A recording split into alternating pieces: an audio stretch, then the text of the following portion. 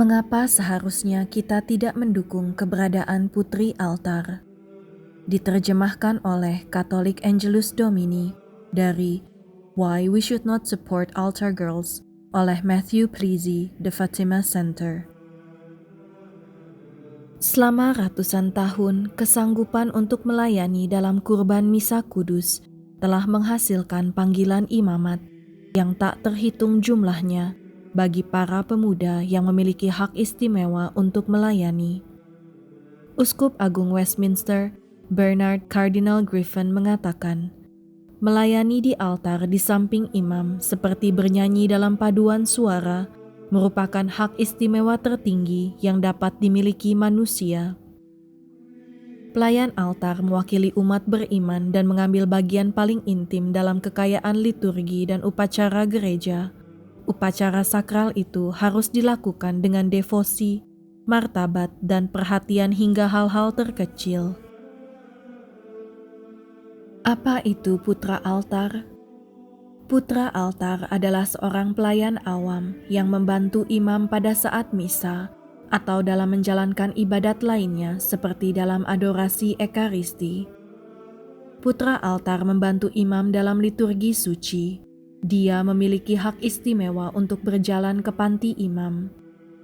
Ingatlah bahwa misa adalah pengorban Kalvari, bukanlah sebuah peringatan. Misa adalah sungguh-sungguh kurban Kalvari. Oleh karena itu, semua putra altar harus menunjukkan rasa hormat yang setinggi-tingginya. Dia hanya boleh melayani selama berada dalam keadaan berahmat dan harus menunjukkan kesalehan yang paling tinggi. Misalnya, setiap kali berjalan melewati tabernakel, dia harus berlutut dengan lutut kanannya kepada Tuhan kita yang sungguh-sungguh hadir dalam ekaristi. Seorang putra altar tidak dapat disamakan dengan seorang akolit. Sebelum Konsili Vatikan II, akolit adalah hierarki yang tertinggi dari hierarki minor atau minor orders yang memiliki tugas termasuk menyalakan lilin altar, membawa lilin dalam prosesi, membantu subdiakon dan diakon, dan membawakan air dan anggur kepada imam dalam misa. Akolit mengenakan alba atau superpli di atas jubah atau kasok. Hierarki akolit diberikan kepada seorang seminaris pada saat penahbisan minor atau minor ordination. Setelah perubahan ke hierarki minor pada tahun 1972, akolit bertahan tetapi menjadi salah satu dari dua pelayan awam bersama dengan lektor, alih-alih sebuah hierarki.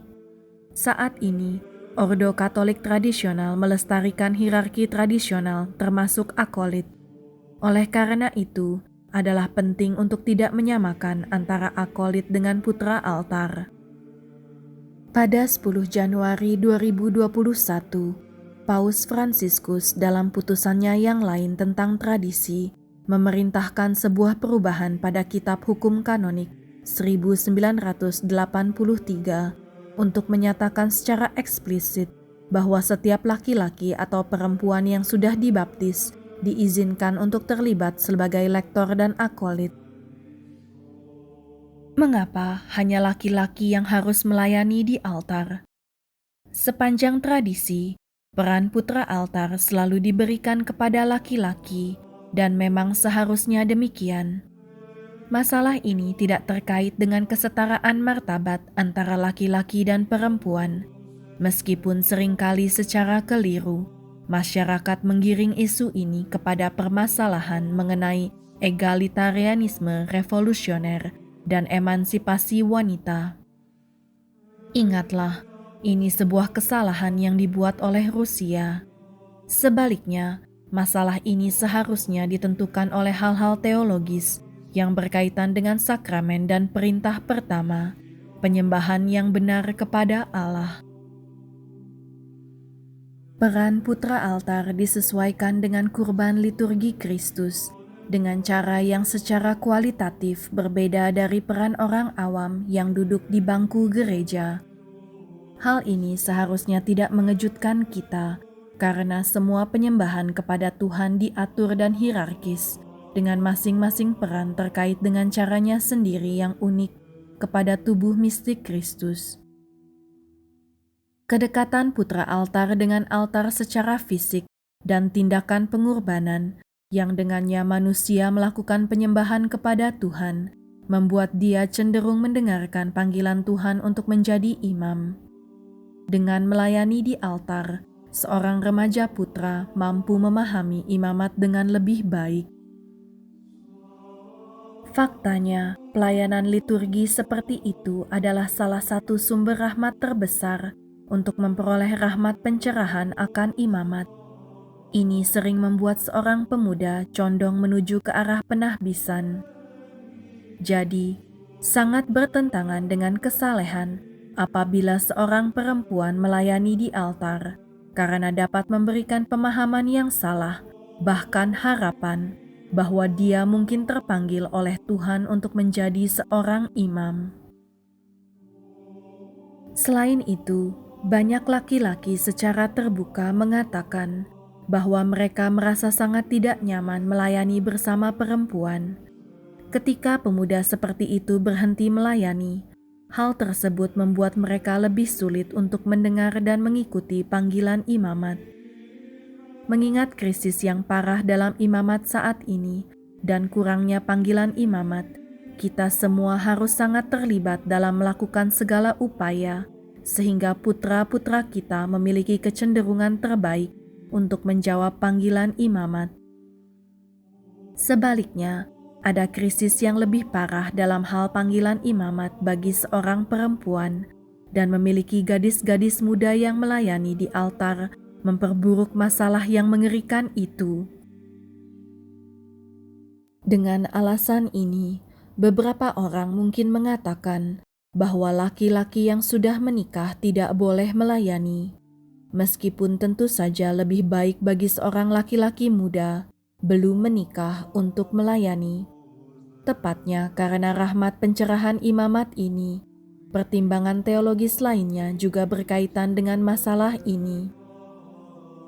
Secara mistik, tempat kudus liturgi melambangkan Kristus, Sang Kepala, sedangkan bagian tengah yang berisi umat beriman melambangkan tubuh Kristus. Dalam firman Allah yang diilhami dan infalibel, kita membaca bahwa pada mulanya Dia menetapkan laki-laki sebagai kepala dan perempuan sebagai penolongnya. Dalam hikmat-Nya yang tak terbatas, Tuhan telah meneguhkan anugerah kepemimpinan atas manusia. Suami dan ayah dipanggil untuk menjadi kepala keluarganya. Dia adalah pemimpin spiritual dan harus memimpin doa keluarga.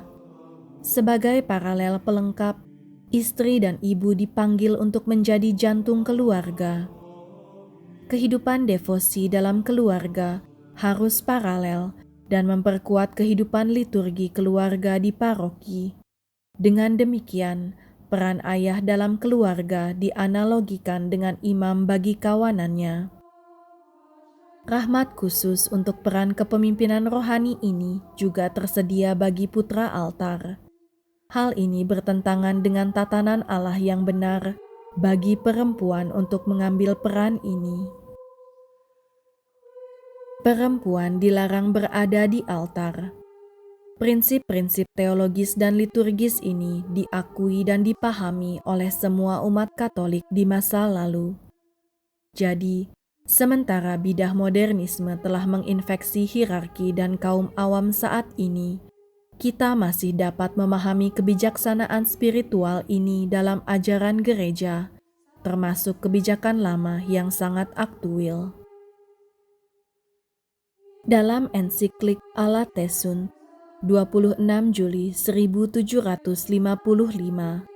Paus Benediktus ke-14 menyatakan dalam paragraf 29, Paus Gelasius dalam suratnya yang ke-9 bab 26 kepada para uskup Lukania mengutuk praktik jahat yang telah diperkenalkan kepada para perempuan yang melayani imam pada perayaan misa. Karena pelanggaran ini telah menyebar ke orang-orang Yunani, Paus Insensius keempat dengan tegas melarangnya dalam suratnya kepada Uskup Tusculum. Para perempuan seharusnya tidak berani melayani di altar. Mereka harus menolak pelayanan ini. Kami juga telah melarang praktik ini dengan kata-kata yang sama dalam konstitusi kami yang sering diulang, Etsi Pastoralis bagian 6 nomor 21. Larangan perempuan melayani di altar ditegaskan dalam Kitab Hukum Kanonik 1917 dengan beberapa klarifikasi. Seorang perempuan tidak boleh menjadi pelayan dalam misa, kecuali jika tidak ada pelayan laki-laki, dan untuk alasan yang adil, dan asalkan dia memberikan pelayanan dari kejauhan dan sama sekali tidak mendekati altar. Dalam bahasa yang sederhana, ini berarti tidak ada perempuan yang boleh memasuki panti imam atau sanctuary selama misa, area antara pagar komuni dan altar.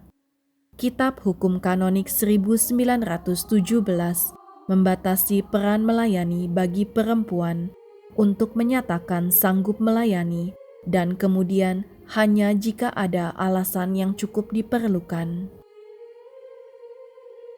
Pada tahun 1970, Vatikan mengutuk peran putri altar yang melayani pada liturgike instaurationes serta di inestimabile donum pada tahun 1980.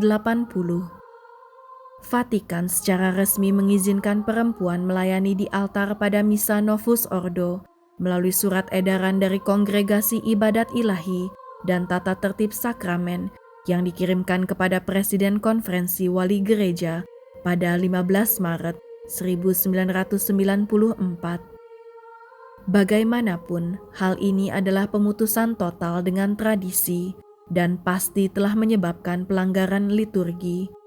Perempuan berteriak memohon agar dapat ditahbiskan, yang adalah sesat, dan lebih sedikit laki-laki yang mengikuti panggilan imamat.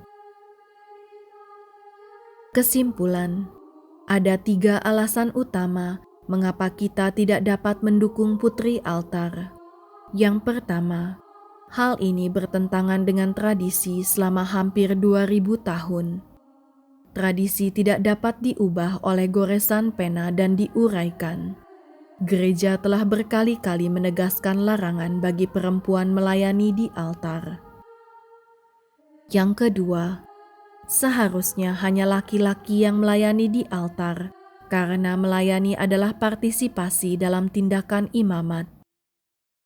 Yang ketiga, menjadi pelayan di altar adalah cara yang efektif bagi anak laki-laki untuk membedakan panggilan hidup mereka, mungkin termasuk menjadi seorang imam jika hal tersebut merupakan kehendak Tuhan. Sementara beberapa paroki Katolik telah kembali kepada tradisi dengan hanya memperbolehkan laki-laki yang melayani di altar, dan imam paroki perlu lebih lagi menegaskan bahwa hanya laki-lakilah yang pantas melayani di altar. Ada banyak sekali kesempatan bagi perempuan dan gadis muda untuk terlibat dalam paroki, apakah itu menyiapkan makanan, menyiapkan kain linen altar, membersihkan, membantu katekisasi untuk anak-anak, dan banyak lagi. Tetapi, untuk melayani dalam fungsi liturgi di dalam panti imam, mengenakan jubah dan superpli hanya pantas untuk laki-laki. Doceme Domine, facere voluntatem tuam, quia Deus meus estu. Oh Tuhan, ajari aku untuk melakukan kehendak-Mu, sebab Engkaulah Allahku.